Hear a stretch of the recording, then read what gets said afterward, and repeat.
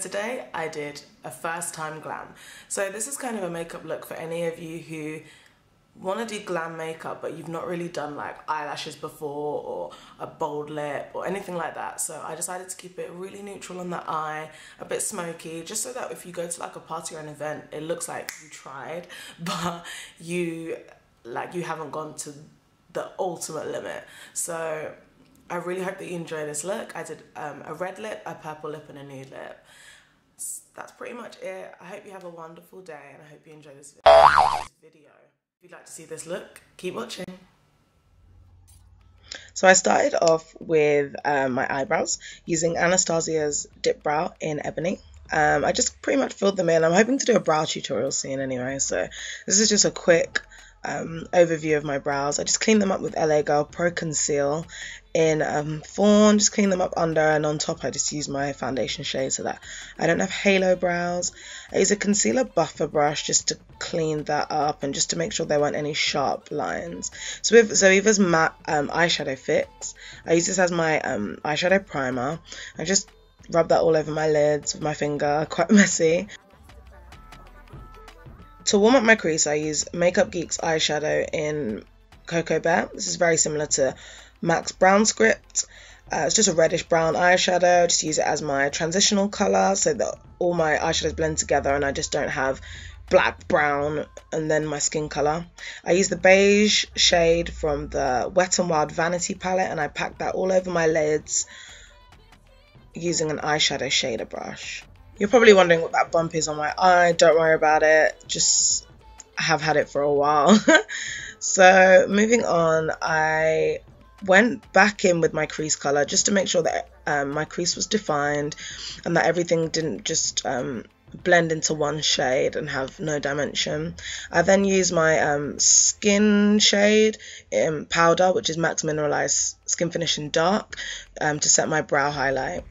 Using a dark brown shade from the Wet n Wild Vanity palette, I then just sculpted out a V shape in my outer third of my eye.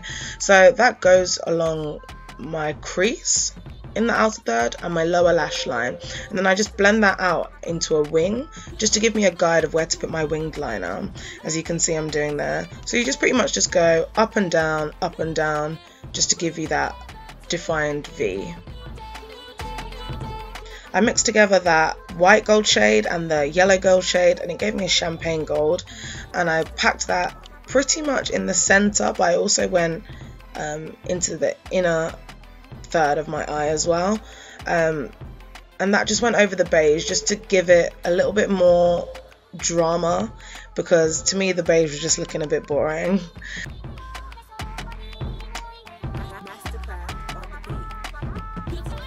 After this, I applied my winged liner and I used Stila's Stay All Day Waterproof liquid liner, which is amazing. It's so black, and everyone always says that liquid liners dry out so quickly, but I don't agree. This one is so black and I've had it for a while and it hasn't dried out. As you can see, I pretty much line up where, as if I was following my lower lash line and I was following it up and I was drawing that line, and then I link that to my top lash line, and that's what gives me my wing. I do it with my eyes kind of like semi-shut. I find that using a liquid liner gives me a better and more precise line, so I just map out what I want with my liquid liner first. Using Inglot's gel liner, which is the darkest, number 77, I then go with a teeny tiny angled brush and I pretty much just go over the line that I've already drawn. I just feel like the gel, I like the matte look of the gel. And the same on the opposite eye. I always just double check with the eye that I've done just to make sure that they look fairly equal. I can't say my wing line is always the same, to be honest. Using a black shade, I just decided to deepen up my crease. I went back in, I'd say about a third to half the way in, and just blended that really, really well into the brown, the dark brown shade and my transition colour, just to give it more depth and a bit more drama. Using Cheryl's Girls Aloud false eyelashes, as you can see they're very simple, very wispy lashes. They were £1 in Savers. I decided with the winged liner that I would apply the lashes a little bit further out than I normally would. Normally I would have the lashes coming a bit further in, closer to my tear duct, but I decided that this would kind of elongate my eyes. I find using tweezers the easiest thing, and I just press on the lashes once I've popped them on. I then go over the lash band with my liner and pop some mascara on just to make them look more natural. Using my foundation, which is Lancome Teint Miracle in shade 10, I pop this all over my face using my finger just to warm up the product. I look pretty crazy. And I buff this all in with my e.l.f. powder brush, which is amazing.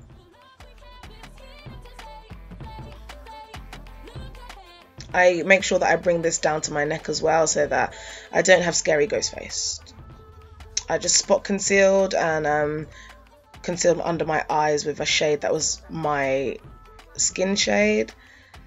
And then I highlighted with MAC's Pro Longwear in NC45. I already have a highlight and contour video. That was my first video. So if you wanted to see this more in depth, I suggest you watch that. Pretty much just going to breeze over it because it's kind of the same every time. Just make sure that I'm blending that so there's no visible harsh lines. And I set my highlight with MAC's Mineralized Skin Finish in medium dark, using my beauty blender because I feel like using a damp sponge when setting a highlight is actually beneficial somehow. I don't know how, but it works. I then went in and I pressed my powder, which is MAC's Mineralized Skin Finish in dark, into all the places that I haven't highlighted.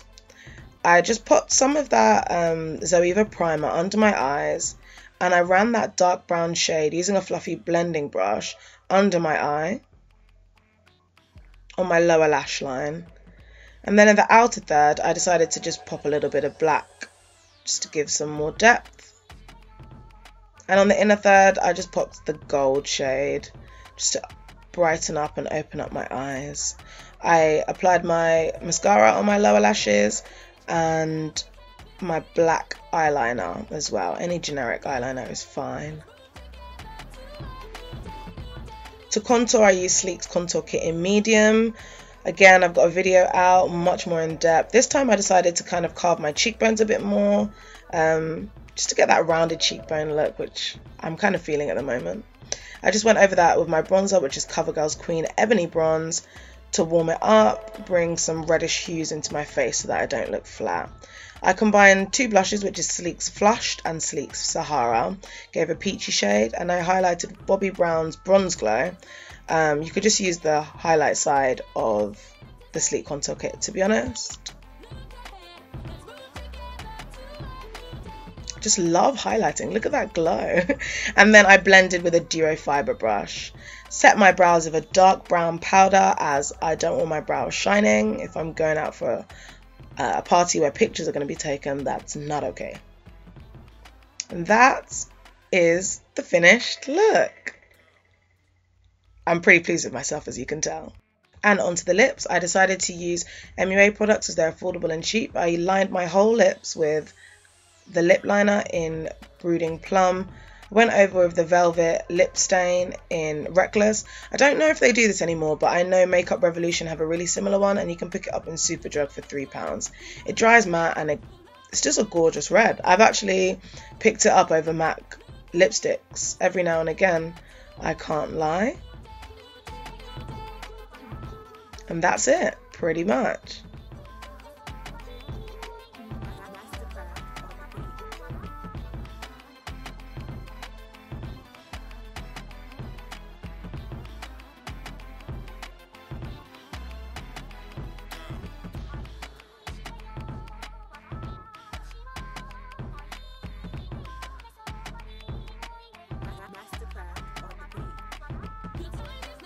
Since a red lip isn't for everyone, I did a nude lip and I used MAC's Taupe, which is a pinky brown, and I think it's a gorgeous nude for women of colour. And in case you weren't feeling nude or red, I did a purple as well, which is Revlon's Matte Balm in Shameless. Creamy and matte and gorgeous. Thank you so much for watching.